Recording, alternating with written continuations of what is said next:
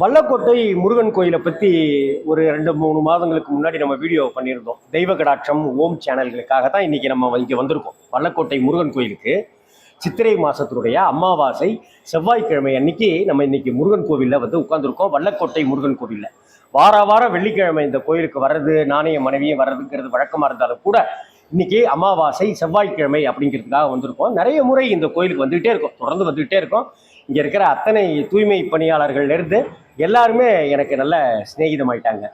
இப்படி இந்த வல்லக்கோட்டையை பற்றி நான் முன்னாடி போட்டிருந்த அந்த வீடியோவில் பார்த்துட்டு குன்றத்தூர்லேருந்து ஒரு அம்மா வந்து இங்கே வாரம் இப்போ வெள்ளிக்கிழமை வேலைக்கிழமை வந்து உங்க பேர் என்னம்மா? குப்பம்மாள். குப்பம்மாள்.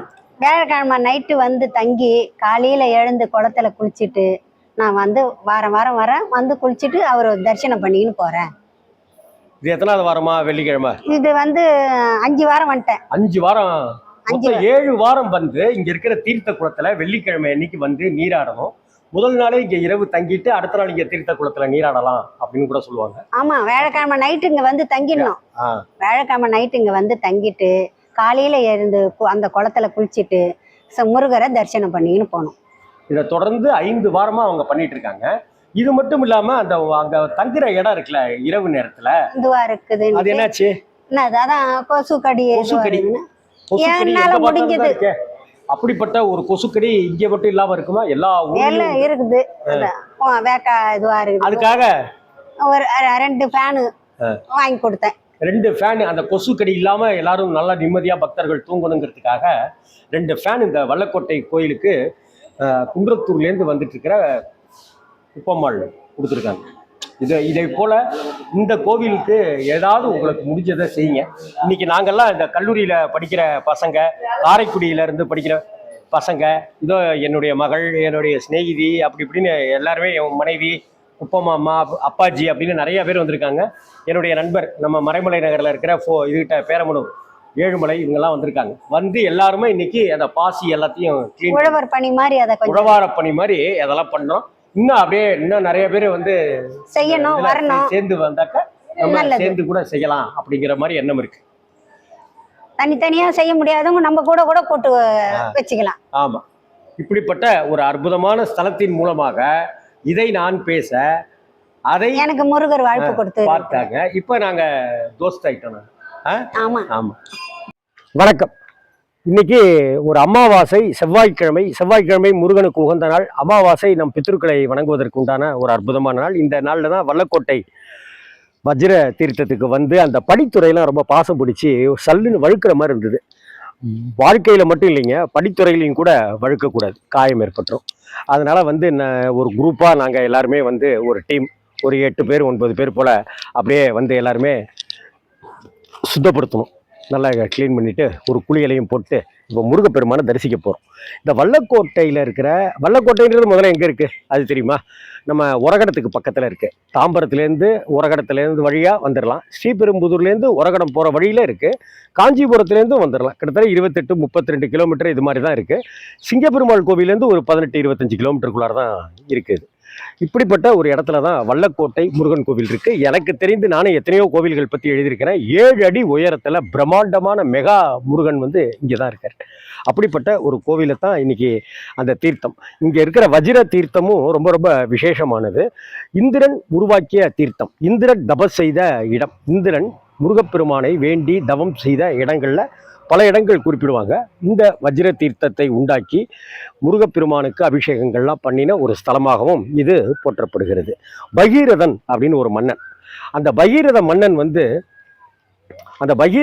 வந்து ஆணவத்தோடு இருந்தான். கர்வம் யாருக்கு இருக்கோ அங்கெல்லாம் பொட்டேர்னு அடி விழும். அதே போல தான் பகீரதனுக்கும். நாரதர்கிட்ட அவன் மதிக்காமலே நடந்துக்கிட்டான் அப்படிங்கிறது தெரியும் போது அப்போ பகீரதனுக்கு வந்து அவர் கிட்டத்தட்ட சாபம் விடாத குறையா ரூட்டை போடுறாரு. அவன் ஒரு அசுரனை உசிப்பு விடுறாரு. அந்த அசுரனுக்கும் இவனுக்கும் மன்னனுக்கும் சண்டை நடக்குது. இதில் வந்து அம்பேல் ஆயிடுறாரு அவர்.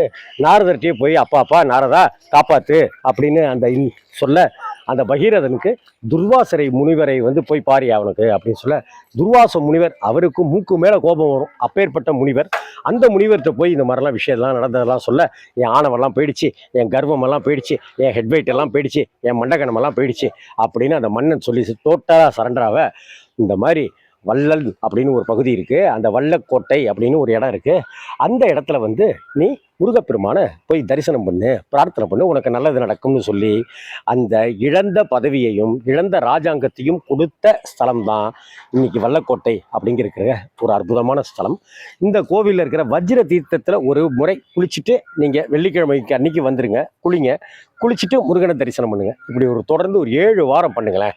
வாழ்க்கையில் நம்ம ஒரு சந்தோஷம் தானே முக்கியம், இல்லை வேற என்ன காசா பணமா? சந்தோஷம், அதே போல ஆரோக்கியம் தானே முக்கியம். அந்த ஆரோக்கியத்தையும் ஆயுஷையும் அமைதியையும் ஆனந்தத்தையும் தரக்கூடிய ஒரு அட்டகாசமான ஸ்தலம் தான் வல்லக்கோட்டை முருகப்பெருமான் குடிகொண்டிருக்கிற இந்த ஸ்தலம், இந்த புண்ணிய கஷேத்திரம். வணக்கம். வல்லக்கோட்டை முருகப்பெருமான் குடிகொண்டிருக்கிற அந்த கோவிலில் வாரம் வந்துட்டு இருக்கேன். ஒவ்வொரு வாரமும் எனக்கு நல்ல நல்ல நண்பர்கள் கிடைச்சிக்கிட்டே இருக்காங்க. இங்கே நான் திரும்பவும் சொல்லிடுறேன், ஒவ்வொரு தடவையும் சொல்கிறேன், நான் சென்னைக்கு பக்கத்தில் இருக்கிற ஒரு அற்புதமான முருகன் கோவில் வல்லக்கோட்டை முருகன் கோவில். காஞ்சிபுரத்துலேருந்து வந்துடலாம், உரகடத்துலேருந்து வந்துடலாம், ஸ்ரீபெரும்புதூர்லேருந்து வந்துடலாம், சிங்கப்பெருமாள் கோவிலேருந்து வந்துடலாம், தாம்பரம் படைப்பை வழியாக வந்துடலாம். இப்படி 4 திசையிலிருந்து வரக்கூடிய ஒரு மையப்புள்ளியான ஒரு இடம் தான் வல்லக்கோட்டை முருகன். இன்னொன்று திரும்பவும் உங்களுக்கு சொல்கிறேன், எந்த கோவிலில் நீங்கள் தரிசனம் பண்ணாலும் சரி 7 அடியில் முருகனை பார்க்கறதுங்கிறது ரொம்ப ரொம்ப அரிதான விஷயம். இந்த கோவிலில் வள்ளி தெய்வானையோட 7 அடியில் ஜாம்பவானா ஜம்முன்னு இருக்கார் முருகப்பெருமான். இந்த கோவிலுக்கு வர்ற ஒவ்வொரு குருக்களும் எனக்கு நண்பராயிட்டாங்க. அதே போல் எனக்கு ரொம்ப நல்ல சிநேகிதியாக, ஒரு நல்ல சகோதரியாக ஆனவங்க தான் மகாதேவி.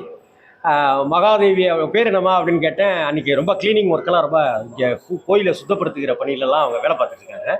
அந்த ஒர்க்கை பார்த்துட்டு எனக்கு ரொம்ப திருப்தியாக இருந்தது. என்னம்மா பேர் அப்படின்னு, மகாதேவி அப்படின்னாங்க. உங்கள் வீட்டுக்காரரு மணந்தாள் மகாதேவி அப்படின்னு டைலாக் சொன்னாரா, PS வீரப்பா டைலாக அப்படின்னு சொல்லியெல்லாம் கிண்டல் பண்ணேன். இன்னைக்கு வாரம் அவங்கள நான் பார்க்கும்போது எனக்கு ரொம்ப சந்தோஷமாக இருக்குது. சொல்லுங்கள், உங்கள் ஊர் எது மகாதேவி?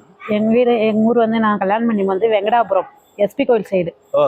இப்போ இந்த துப்புரவு வேலை செய்கிறதுக்கோசம் அம்மா வீட்டிலேருந்து வரேன், வல்லக்கோட்டையிலேருந்து இங்கே வந்து துப்புரவு வேலை செய்கிறேன். அம்மா செஞ்ச இந்த வேலையை நான் செய்கிறேன். அம்மா பேர் கனகா. அவங்க ரிட்டைர்மெண்ட் ஆகிட்டாங்க. அதுக்கு பதிலாக நாங்கள் இந்த துப்புரவு வேலைக்கு வந்திருக்கேன். எத்தனை வருஷமா? நான் வந்து 1.5 வருஷம் ஆகுது. 1.5 வருஷம் ஆகுது. உங்களுக்கு என்ன வேலை? எனக்கு துப்புரவு வேலை தான். கோயிலை சுற்றி பெருக்கிட்டு கோலம் போட வேலை.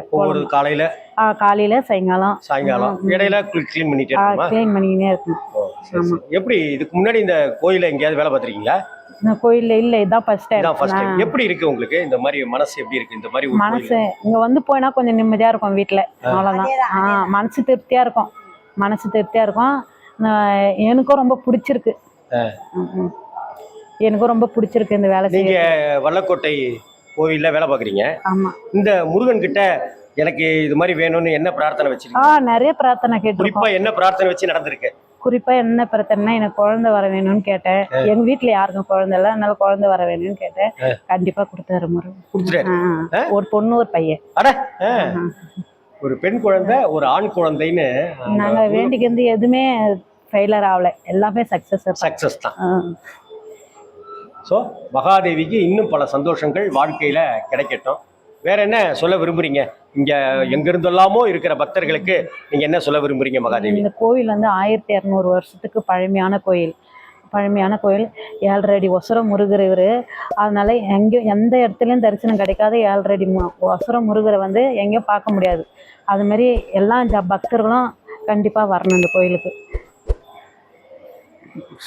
சூப்பர்.